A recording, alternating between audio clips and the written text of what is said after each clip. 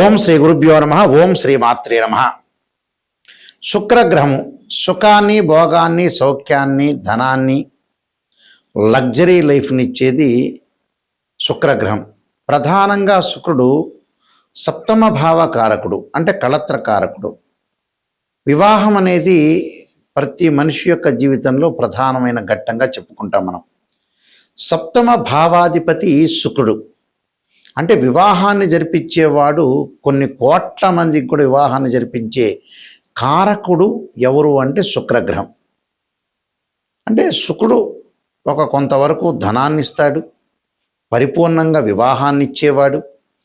సుఖము, సౌఖ్యము, నిద్ర, వాహనాలు, బంగారు నగలు, మంచి దుస్తులు, కళలు, సినిమాలు, డ్రామాలు, అలానే ఛానల్స్, కాస్మెటిక్స్ సంబంధించినవి, బంగారు నగలు, దుస్తులు, ఇలాంటివి మొదలుగానవన్నీ ఇచ్చేది ఏంటంటే అందాన్ని ఇచ్చేది కూడా శుక్రగ్రహమే. శుక్రుడు జూలై 16 నుంచి 26వ తారీఖు వరకు కూడా శుక్రుడు పుబ్బా నక్షత్రంలో సంచారం చేస్తుంటాడు. ఈ పుబ్బా నక్షత్రంలో సంచారం చేయటం వల్ల మనకి ఎలాంటి ఫలితాలు జరగబోతున్నాయి? పుబ్బా నక్షత్రానికి అధిపతి శుక్రుడు. ఏదైతే శుక్రుడు పుబ్బా నక్షత్రం తన సొంత నక్షత్రంలో ఉండటం వల్ల గోచారరీత్యా మేషాది ద్వాదశ రాశుల వాళ్ళకి ఎలాంటి ఫలితాలు జరుగుతున్నాయో, వాళ్ళు ఎలాంటి రెమెడీస్ చేసుకోవాలో తెలుసుకోవాలి. గోచారరీత్యా ఏమిటి అంటే, ఎవరైనా సరే జాతకాన్ని గోచారరీత్యా మనం చూసుకునేటప్పుడు తన సొంత రాశి నుంచి శుక్రుడు ఒకటవ స్థానంలో కానీ, 2వ స్థానంలో కానీ, 4, 5 స్థానాల్లో కానీ, 8, 9, 11 స్థానాల్లో శుభత్వాన్ని ఇస్తాడు.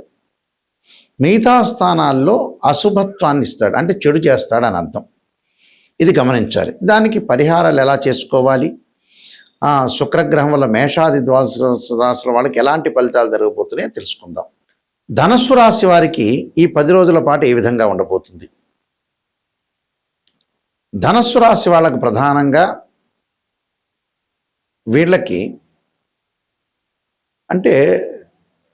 వీళ్ళకి భాగ్యస్థానంలో శుక్రుడి యొక్క సంచారం. భాగ్యస్థానంలో శుక్రుడి యొక్క సంచారం వల్ల సాహస ప్రయత్నాలు పూర్తి అవ్వటం, నూతన వస్తువు ప్రాప్తి, మనోధైర్యము, ఆరోగ్యము, సర్వ ప్రయత్నాలన్నీ కూడా అనుకూలించే అవకాశాలు ఎక్కువ ఉంటాయి. అన్నిట్లో కూడా వీళ్ళు ముందంజలో ఉండే అవకాశాలు ఎక్కువ ఉంటాయి. కాబట్టి లాభాలు ఉంటాయి వీళ్ళకి. లాభాలంటే ధర్మకార్యాచరణ పనులు చేయటం, దైవభక్తి, గురు పూజ, కార్యసిద్ధి, ఆరోగ్యము అనుకూలంగా ఉండటం, శుభ కార్యక్రమాల్లో ముందుకు వెళ్ళే అవకాశాలు ఎక్కువ ఉంటాయి. శుభ కార్యక్రమాలు చేసే అవకాశాలు బాగా ఎక్కువ ఉంటాయి. అంటే అనేక లాభాలు కలిగే అవకాశాలు బాగా ఎక్కువ ఉంటాయి. అంటే సుసంపన్నమైన కుటుంబం నుంచి అమ్మాయి కానీ అబ్బాయి కానీ లభించే అవకాశాలు ఉండటం, ప్రయత్న లోపం లేకుండా ఉంటుంది.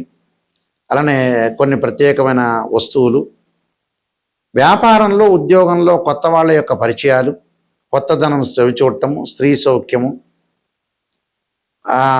మేలుకు మేలు ఏదో వ్యాపార సంబంధాలు, ఫిమేలు ఉద్యోగ సంబంధాలు, మేలుకి ఫిమేలు ప్రేమ వ్యవహారాలు, బంధం అనేది బాగా పెరగటం ఒకటి. అలానే భార్యాభర్తల మధ్యలో గొడవలన్నీ కూడా తొలగిపోవటం, భార్యాభర్తల మధ్యలో అనుకూలంగా ఉండటం, బంగారు ఆభరణాలు, దుస్తులు, ఇలాంటివన్నీ కూడా కొనుగోలు చేసే అవకాశాలు బాగా ఎక్కువ ఉంటాయి. అంటే అన్నిటా విజయం లభించడం జరిగే అవకాశాలు ఎక్కువ ఉంటాయి. ఈ కాస్మెటిక్ బిజినెస్ వాళ్ళు కానీ, బంగారు జ్యువెలరీ షాప్ వాళ్ళకి కానీ, క్లాత్ షోరూమ్ వాళ్ళకి కానీ, జెమ్ స్టోన్స్ అమ్మించే వాళ్ళందరికీ కూడా అనేక లాభాలు కలుగుతాయి. వీళ్ళు తప్పకుండా అమ్మవారి యొక్క ఆరాధన చేయాలి. అర్ధనారీశ్వర స్తోత్ర పాలనం చేయటంతో పాటు ఓ నమో నారాయణాయ నమః అనే మంత్రాన్ని, అష్టాక్షరి మంత్రాన్ని, అలానే కమలాదేవి యొక్క స్తోత్రాన్ని పాలన చేయండి. మీకు మంచి జరిగే అవకాశాలు ఖచ్చితంగా ఉంటాయి. కులాచార సంపన్నంగా ఉండటం ఒకటి, కుటుంబంలో ఆరోగ్యపరంగా అనుకూలంగా ఉంటుంది. గురువు, దైవభక్తి వల్ల మానసికంగా అనుకూలంగా ఉంటాయి. కీర్తి ప్రతిష్టలు బాగా పెరగటం, శత్రులు మిత్రులుగా మారిపోయే అవకాశాలు ఉంటాయి. వినోదాలు, తలచిన ప్రతి పని కూడా ముందుకు వెళ్ళే అవకాశాలు ఉంటాయి. నేను చెప్పిన రెమెడీస్ పాటించండి, మీకు మంచి జరిగే అవకాశాలు ఖచ్చితంగా ఉంటాయి. ఇవన్నీ కూడా గోచారరీత్యా చెప్పబడే ఫలితాలు అంటారు. బర్త్ చార్ట్కి గోచారరీత్యా చెప్పబడే ఫలితాలకి లాట్ ఆఫ్ డిఫరెన్స్ ఉంది. ఇక్కడ బర్త్ చార్ట్లో చాలామంది కూడా శుక్ర మహర్దశ అనుకుంటారు. ప్రతి వాడికి కూడా, ప్రతి లగ్నానికి శుక్ర మహర్దశ కలిసి రాదు. కొన్ని లగ్నాలకు శుక్ర మహర్దశ కలిసి వస్తుంది, కొన్ని లగ్నాలకు శుక్ర మహర్దశ కలిసి రాదు. ఉదాహరణకు వృషభ లగ్నం ఉందనుకోండి, వృషభ లగ్నానికి శుక్ర మహర్దశ కలిసి వస్తుంది. అంటే అందరికీ కలిసి ఆ శుక్రుడు కూడా ఎక్కడ ఉన్నాడో చూసుకోవాలి. తులాలగ్నంలో పుట్టిన వాళ్ళందరికీ కూడా శుక్ర మహర్దశ కలిసి వస్తుంది, కలిసి రాదనేది కాదు. ఎందుకంటే 1, 5, 9 త్రికోణాలు శుభత్వాన్ని ఇస్తారని జ్యోతిష్ శాస్త్రం చెప్పబడింది. అంటే ఆ శుక్రగ్రహం కూడా ఎక్కడుంది అనేది కూడా మనం అనాలిసిస్ చేసి చూడాలి. ఒక జాతకాన్ని అనాలిసిస్ చేసేటప్పుడు ఖచ్చితంగా భావాధిపతులు, రాశ్యాధిపతులు, ఆ రాశిలో ఉన్న గ్రహాన్ని కూడా చూడాలి. భావాధిపతులు చాలా ముఖ్యమైనవి.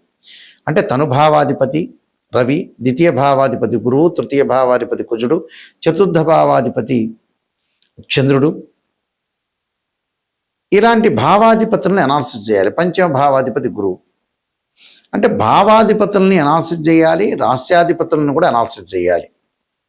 అలానే అక్కడ ఉండే గ్రహం కూడా ఏంటి, దాని యొక్క దృష్టి ఏంది, నీచన పరమనీచన, ఏమన్నా గజకేశ్వర యోగాలు, చంద్రమంగళ యోగాలు, లక్ష్మీ యోగాలు, రవిబుధాదిత్య యోగాలు, ఎలాంటి యోగాలు ఉన్నాయి జాతకంలో.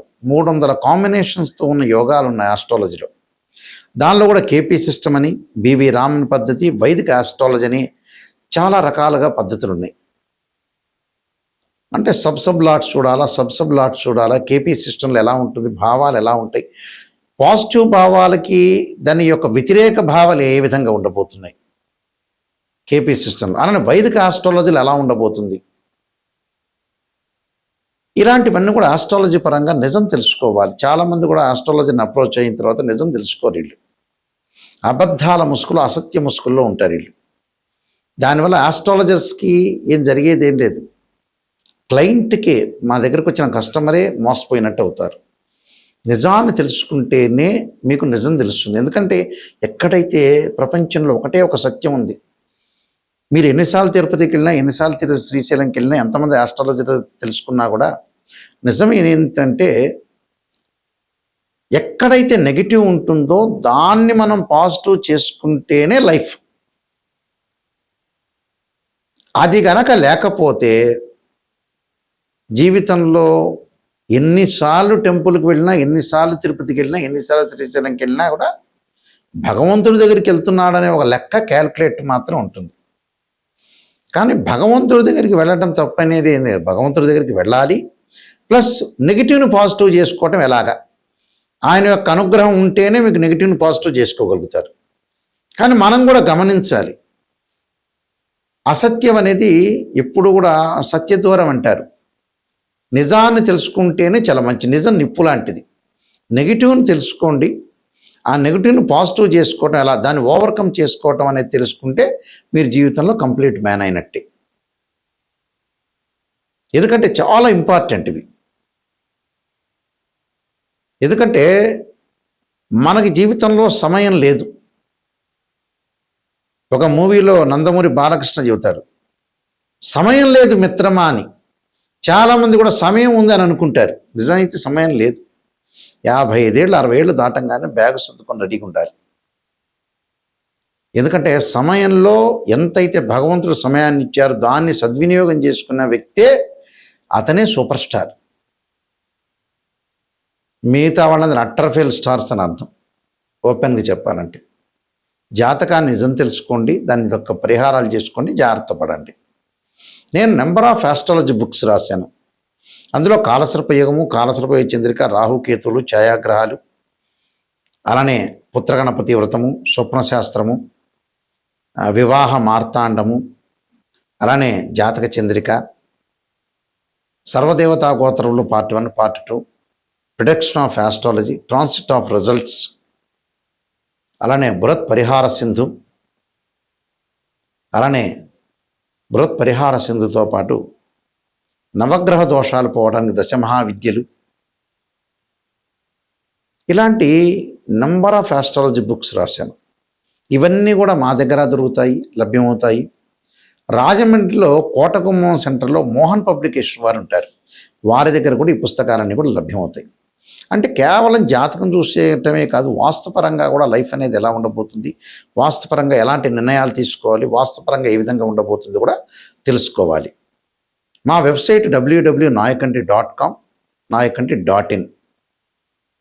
అయితే నిజంగా జాతకాన్ని ఒక వివాహాన్ని తెలుసుకోవాలంటే రాశిచక్రం, నవాంశం, భావచక్రం, దశలు, అంతర్దశలు.